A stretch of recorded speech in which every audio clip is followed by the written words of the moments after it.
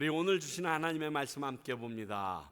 마태복음 26장 69절부터 75절까지입니다. 여러분들 74절로 기록되어 있어서 아마 마지막 절은 없을 텐데 마태복음 26장 69절부터 75절까지의 말씀입니다. 우리 모두 자리에서 일어나 하나님의 말씀 받도록 하겠습니다. 하나님의 말씀 들으시기 바랍니다.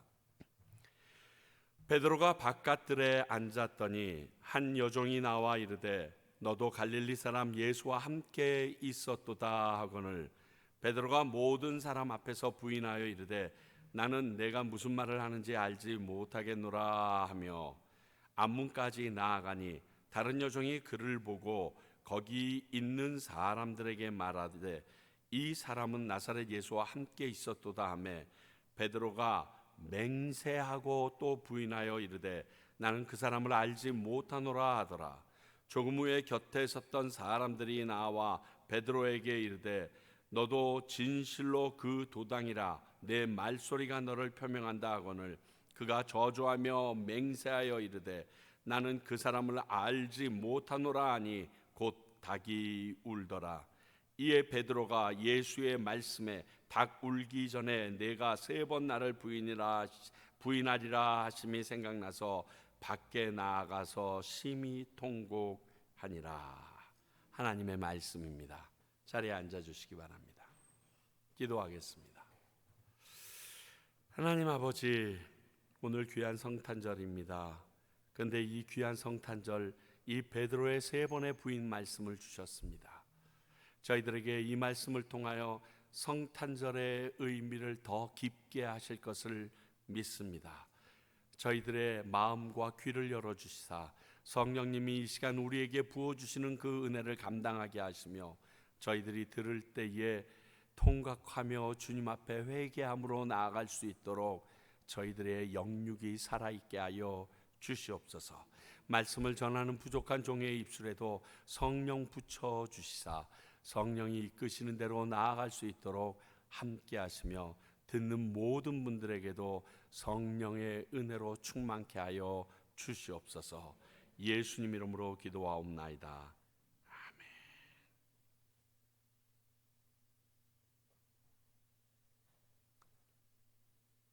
우리는 앞에서 마태복음 26장 32절부터 35절에서 모든 사람이 다 나를 예수님을 부인할지라도 나는 절대로 떠나지 않겠습니다라고 말했던 베드로에게 예수님이 너 닭 울기 전 3번 나를 부인하리라라고 예언하셨던 말씀이 있었음을 기억하실 것입니다.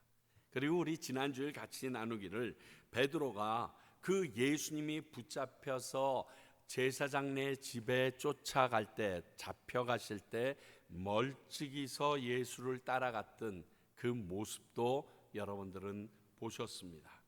결국 집들 안까지 가서 하인들과 함께 앉아 있었다고 했습니다.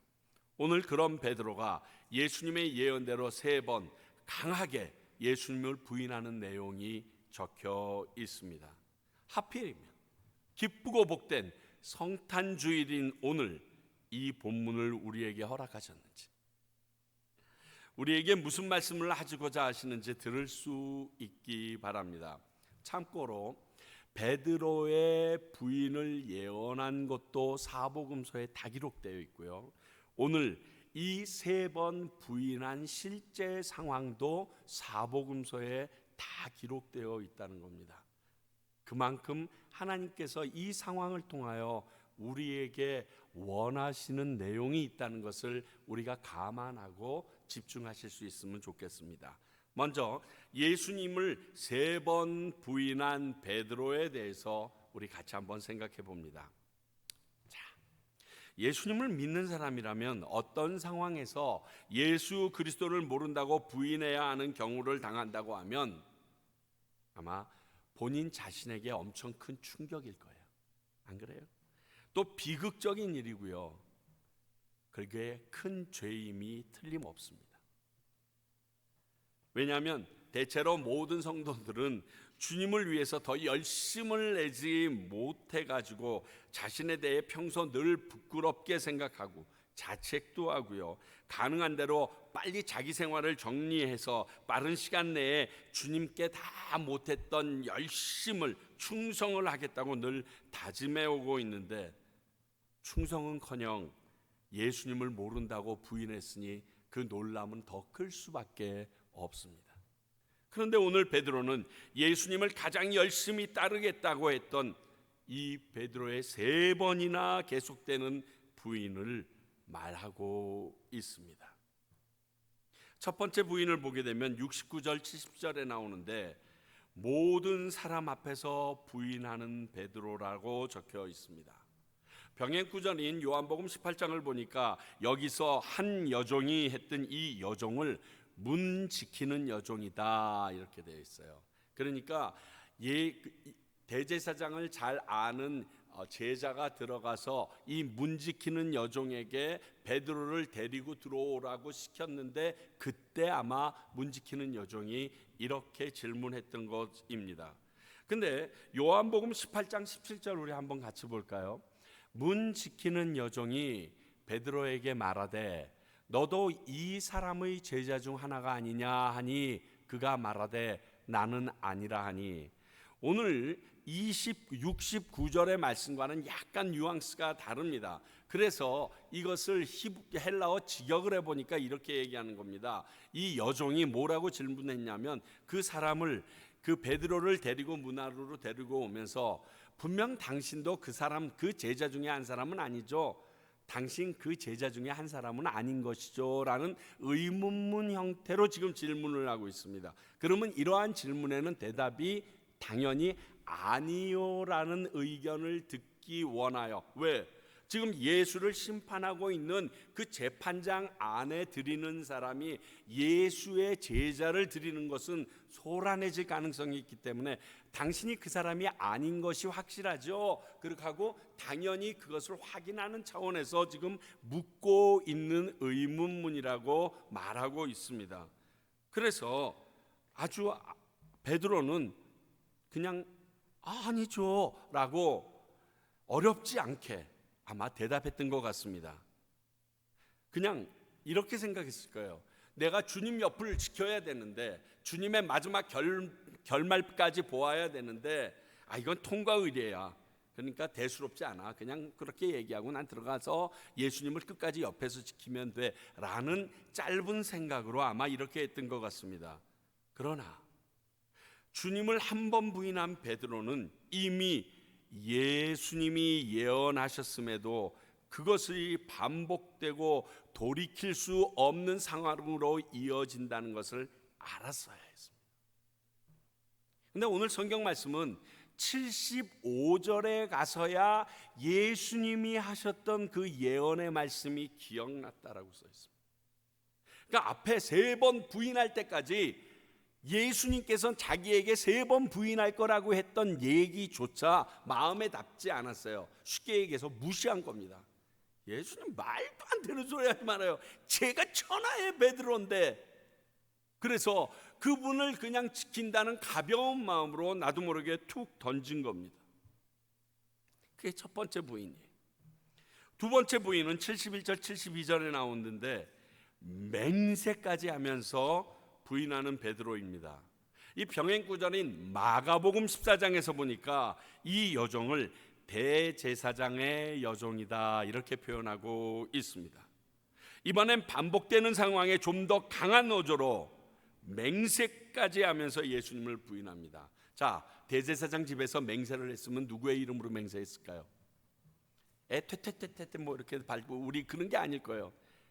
살아계신 하나님을 두고 내가 맹세하노니. 이 앞에 예수님이 재판받을 때 살아계신 하나님을 두고 그가 맹세하면서 예수님에게 물었듯이 똑같이 하나님을 내가 맹세한데 나 그 사람 몰라, 예수가 누구야, 아마 이렇게 얘기했을 것이라는 거예요. 그래서 나는 절대 예수의 제자가 아님을 확실히 하는 모습이었습니다. 이게 두 번째 부인. 세 번째 부인은 73절 74절에 나오는데 여기에 하나가 더 더해집니다. 뭐하며? 저주하며. 요한복음 18장에 이 종은 어떤 종인지 참 명확하게 기록하고 있어요. 베드로에게 귀를 잘린 사람의 친척인 대제사장의 종입니다. 그러니까 베드로에게 귀를 잘린 말고의 친척인 거예요. 그러니 그 상황에서 너무 또렷이 기억했겠죠. 어찌되었든 공교롭게도 당시에는 증거로 채택도 할 수 없는 게 종의 말인데 3번 다 종이 질문했는데 강하게 심하게 저주까지 하면서 지금 부인하는 베드로의 모습을 봅니다. 저주까지 합니다. 저주의 대상은 누굴까요? 예수님이었겠죠. 아마 그래야 내가 사니까요 이렇게 얘기했을 게 아닐까. 이게 그런 저주 내용인데, 내가 하나님을 모독한 그런 사람의 제자라니 차라리 내가 돼지나 개가 되는 게 낫지 나는 그의 제자는 아니다, 이렇게 하면서 예수 그리스도를 돼지나 개보다도 더 못한 그러한 존재로 저주하지 않았으면 살지 못할 거라고 생각하고 그렇게 3번째 부인을 합니다. 결국 이렇게 예수님의 예언대로 예수님을 3번 부인하고 나니 닭이 웁니다. 병행복음서에서는 그 순간 예수님과 베드로의 눈이 마주쳤다라고 되어 있습니다. 그리고 그제서야 예수님이 말씀하셨던 예언이 기억나서 또 베드로도 웁니다. 닭도 울고 베드로도 울고. 이게 3번 부인의 마지막 모습입니다. 자, 우리 한번 생각해 봅시다. 베드로는 왜 예수님을 부인했을까요? 여러 가지 이유가 있겠지만 우리가 충분히 예측할 수 있는 이유들을 찾아보면요, 첫 번째, 예수님에 대한 잘못된 기대감이 있었어요. 그는 위대한 왕이요, 이렇게 어려운 상황에서도 베드로에게 뭐라고 얘기했죠? 내가 지금 당장이라도 12군단이나 되는 천사들이 내려와서 이들을 모두 무찌르려고 못할 줄 알았느냐라고 말했던 그 강한 왕, 힘 있는 왕으로서, 군주로서의 예수님을 그리면서 쫓아다녔던 것이 베드로를 포함한 제자들의 모습입니다. 전에도 말씀드렸지만 가룟 유다가 배신할 수밖에 없었던 가장 큰 이유가 이거라고요.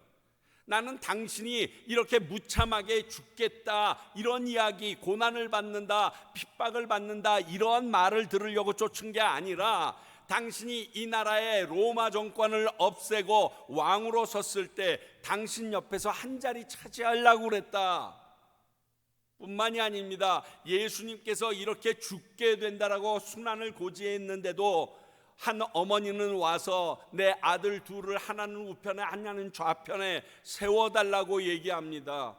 내가 마실 잔을 모른다고 하는데 우리 자식들은 마실 수 있다라고 합니다. 결국 그 두 아들은 예수님의 순교자처럼의 삶을 끝내게 되어집니다. 근데 그 모습을 보고 옆에 있던 제자들이 분을 냅니다. 그 자리 내 자리인데. 그러고 이게 지금 제자들의, 베드로의 현실이었습니다. 그래서 멀찍이 예수님을 따라 대제사장 집에 뜰까지 가서 베드로는 그 결말을 보려고 하인들과 함께 앉아 있었던 겁니다. 12군단이 지금 내려오면 내가 그때 예수님 앞에 쫙 나서서 저는 옆에 있었어요 이래야지, 아마 이런 술수가 아니었는지 모르겠어요. 근데 성경은 결말을 보려고 그 자리에 있었다라고 증거합니다. 사랑하는 성도 여러분, 우리도 예수를 믿는 목적이 이렇게 잘못되면요, 우리의 그 기도와 그 기대가 충족하지 못했을 때 예수님 모른다고 부인할 수 있다는 겁니다. 여러분, 성탄절이기도 한 오늘 우리는 예수님이 이 땅에 오신 이유를 다시 분명히 해야 합니다.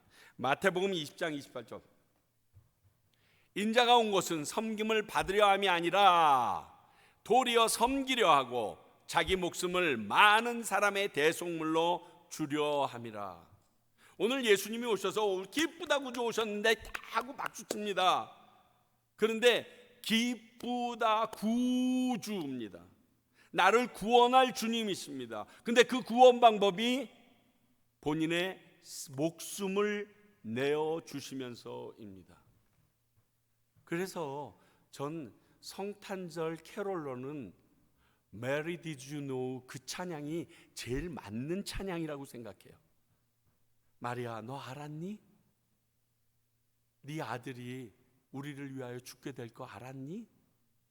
그 아이가 결국 우리를 구원할 구주인 거 알았니? 십자가에 달려 죽을 거 알았니? 이게 어쩌면 성탄절을 가장 제대로 직시하고 있는 캐롤 같아요. 기쁜데 기쁘지만 않은 가슴 아픈 모습이 예수님이 이 땅에 오신 이유인 것을 우리는 성탄절 아침에 다시금 분명히 해야 합니다. 지금 우리가 믿고 따르는 예수님은 이 목적으로 오늘 이 땅에 오신 것입니다. 또 다른 이유를 찾자면 지금 자신의 상황에 대한 두려움이 있었을 겁니다. 만약 이런 예수님을 목적을 알고 있어도, 바르게 알고 있어도 지금 처한 상황은 너무 큽니다. 내가 그분의 제자라고 하거나 그분을 잘한다고 얘기했을 때 내가 당할 고난 그리고 피해가 너무 크기 때문에 두려워서 이렇게 부인할 수 있습니다. 그리고 그 모습은 어느 정도 우리도 이해가 됩니다. 예전에 신사참배를 했던 목사님들의 마음이 아마 그랬을 것입니다. 신사참배를 하지 않는다고 해서 먼저 붙잡혀서 모진 고문을 당하다가 심지어 죽기까지 했던 목사님들의 모습을 보면서 내가 신사참배를 안 했다가는 저들처럼 저렇게 고난을 받다 죽을 텐데 하는 두려움이 그 상황 속에서 엄습해서 아마 그렇게 했을 것입니다. 가끔 저희 아내처럼 그래도 목사라면 죽어야지 뭐 이렇게 얘기하는 사람도 있을 겁니다. 저희 딸도 저한테 아버지 그럴 땐 죽어야 돼요 뭐 막 이렇게 얘기하는데 그 말이 분명히 맞습니다. 그러나 그 시대 그 상황을 마주한다라면 어찌 행동했을지 장담할 수 없습니다. 베드로도 그랬다고 볼 수 있습니다. 우리 여기에서 잠시 그 상황만이라도 모면해 볼 요량으로 예수님을 부인할 수 있다라는 것입니다. 요것만 넘어가면 되니까 하나님 잠깐만 눈 감아 주세요. 회개하고 다시 회복하면 되겠지 않은 심정으로 잠깐 한번 찔끔 눈 감는 심정으로, 그러나 그 모습을 보고 계시는 예수님의 마음이 어떨지는 한번 생각해 봅시다. 이해는 하실 것입니다. 왜? 이 땅에 육신으로 오셔서 그 모든 상황을 사셨으니까 우리가 그때 그렇게 얘기할 수밖에 없는, 부인할 수밖에 없는 상황은 이해하실 것입니다. 그러나 나는 너희를 단 한 번도 모른다고 한 적이 없는데 하는 그분의 마음은 우리가 어떻게 해야 할 겁니까? 그 마음을 느낄 수 있었으면 좋겠습니다.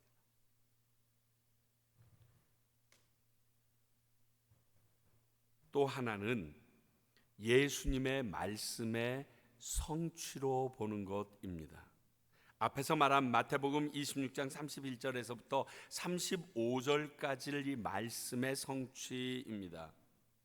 이 말씀이 딱 베드로에게 주어졌을 때 네가 다굴기 전 나를 3번 부인하리라 얘기했을 때 그때 베드로는 긴장했어야 합니다. 그리고 그 자만심을 내려놓고 어찌하면 내가 그 일을 당하지 않겠습니까 하고 회개하며 나갔어야 했습니다. 사랑하는 성도 여러분, 말씀 묵상이 이래서 중요합니다. 말씀이 우리에게 기억나게 되어지는 것이 이래서 중요합니다. 그러면 그 말씀이 기억나면 그 앞에서 우리가 먼저 통곡할 수 있었을 것입니다. 그런데 75절에 와서야 예수님의 그 말씀이 기억나서 베드로는 3번 부인한 후에야 통곡하며 옵니다. 만약 첫 번째 부인했을 때 예수님이 하신 말씀이 기억됐더라면 75절까지는 가지 않고 70절쯤에서 그렇다, 내가 예수의 제자가 맞다, 뭐 이렇게 하고 끝냈다든가, 뭐 그렇게까지는 못했어도 두려워서 예수님의 말씀이 기억나가지고 박차고서, 그 문을 박차고서 나와가지고 쏜살같이 도망이라도 쳤더라면 하는 안타까움이 솔직히 있습니다. 근데 말씀이 기억나지 않아서 그 상황이 내게 닥치고 있다는 위기감을 못 느낀 거예요. 그러나 예수님의 말씀은 진리입니다. 그래서 그대로 성취되었습니다. 우리에게 말씀이 주어질 때 그 순간 무릎 꿇고 예수님께 해법을 구하는 겸손함이 있어야 됩니다. 이 말씀 나랑 무슨 상관이 있다고 이렇게 지나칠 게 아니에요. 목사님은 왜 저렇게 센 말씀을 해? 이게 아니라 그 말씀이 여러분들에게 딱 임하는 순간, 그게 여러분들의 가슴을 딱 치는 순간, 하나님 어떻게 하랍니까? 그게 우리에게 필요한 자세예요.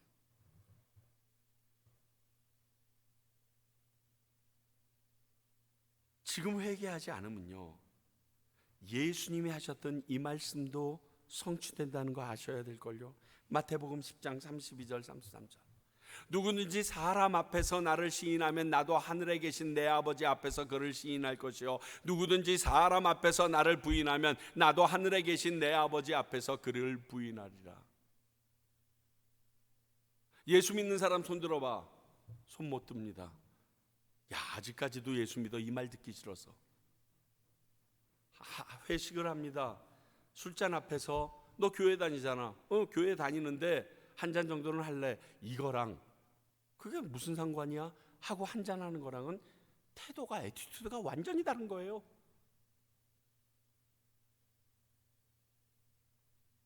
오늘 이 말씀이 그대로 이루어질 것입니다. 그럼 그렇게 행동했던 우리들의 모습이 심판대 앞에서 예수님께서 중보자로서 하나님 앞에, 제가요 온누리교회도 있었고요, 미국에서도 진짜 살벌하게 목회했고요, 마지막에 내가 평강교회까지 가서 열심히 했어요. 난 너 모르는데 이 소리 듣는다고요. 예수님을 부인하는 삶이 결국 예수님도 나를 부인하는 결과를 가져온다는 사실입니다. 그럼 우린 정말 아무것도 아닙니다. 너무 억울하지 않으세요? 이렇게 열심히 교회 나오고 예배 드리고 물질도 시간도 드리며 섬겼는데 예수님을 부인하듯이 예수님을 모르는 사람처럼 살았다고 하면 그날 예수님도 나를 모르신다라고 말씀하신다는 것입니다. 그런데 그럴 상황이 온다고 예수님은 우리에게 이미 마태복음 7장 말미에서 말씀해 주셨습니다. 내가 너희를 도무지 알지 못한다. 이렇게 예수님을 모르는 사람처럼 사는 것도 예수님을 부인하는 것입니다. 나의 삶을 보면서 너 교회 다니냐? 우리가 어떤 사람이 드라마를 쓰거나 영화를 쓸 때 그 내용을 쭉 들으면서 보면서 저 작가가, 저 감독이 교회 다니나? 어떻게 저렇게 방향을 쓰지? 라고 느끼듯이 나의 삶과 나의 말을 통해서 너 교회 다니니? 아닌데 왜 그렇게 살아? 라고 말할 수 있도록 살아내는 것, 이게 예수님을 부인하지 않는 삶에서 나오는 모습이라는 거예요.